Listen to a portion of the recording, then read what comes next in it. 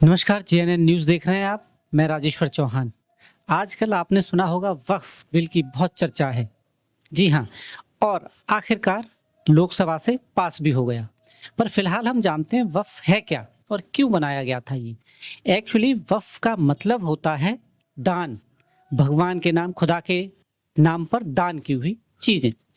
पर वक्फ का मेन मकसद था गरीब तबके, गरीब मुसलमान जो असहाय हैं, वक्फ की संपत्ति से उनको फायदा पहुंचाना, यानी मदरसे, मस्जिद और जो असहाय हैं उनकी वक्फ के पैसे से मदद करना।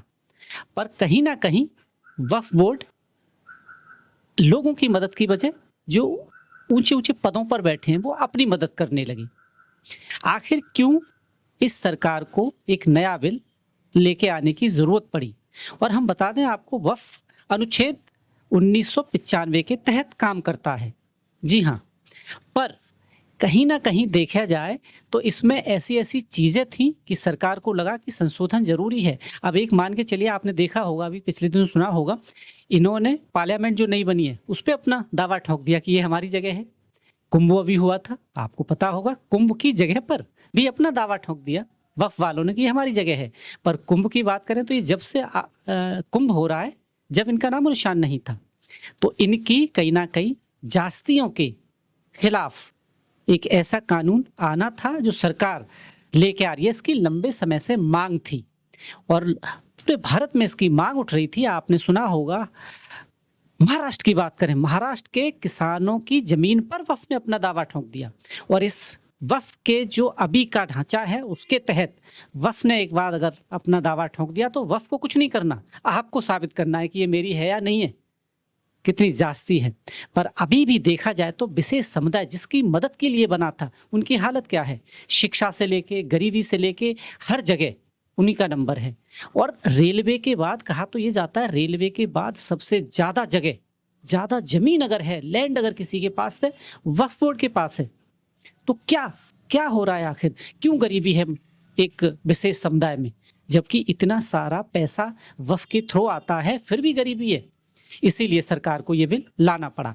और अब बात कर लेते हैं क्या हुआ लोकसभा में। तो लोकसभा में खट्टी मीठी तीखी बहस के बाद, जी हाँ, मुकर्रर समय दिया गया था 8 घंटे इस पर चर्चा होगी। पर चर्चा जब बड़ी और संवेदनशील मामला था तो समय बढ़ा दिया गया। तकरीबन 14 घंटे बहस हुई है और 14 घंटे बहस के बाद तकरीबन रात 1:45 बजे के आस ये बिल पर वोटिंग हुई, वक्फ बिल पर। और वक्फ बिल पे वोटिंग हुई तो सरकार के पक्ष में, यानी एनडीए जो बिल आई थी उसके पक्ष में 288, विपक्ष के पक्ष में जो वोट आया वो 232 वोट आया। 543 टोटल संख्या है।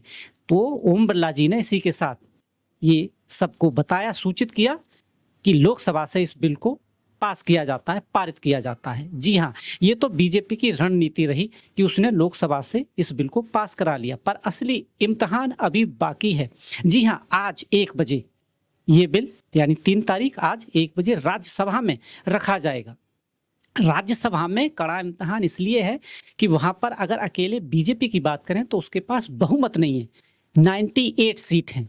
बाकी जेडीयू और टीडीपी की बात करें, उनको मिलाकर अगर बीजेपी का बहुमत है, 125 सीटें हैं और बिल पास कराने के लिए 119 सीटें चाहिए। तो बहुमत में तो है, पर विपक्ष अभी भी इस मौके को लपकना चाह रहा है क्योंकि संख्या थोड़ी कम है। उसे लगता है कि एनडीए के कुछ घटक दलों को वो अपने साथ मिला सकता है।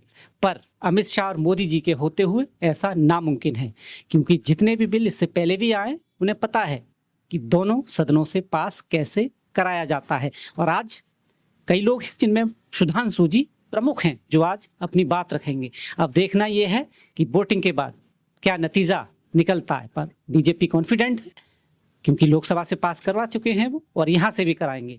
और इसके बाद विपक्ष क्या फिर एक बार देखता हुआ रह जाएगा? क्योंकि अमित शाह चाणक्य माने जाते हैं, उन्हें पता है कैसे क्या करना है। इस पर भी हमारी नजर है। आप हमारे साथ बने रहें। आप देख रहे हैं जीएनएन न्यूज़। बहुत बहुत धन्यवाद।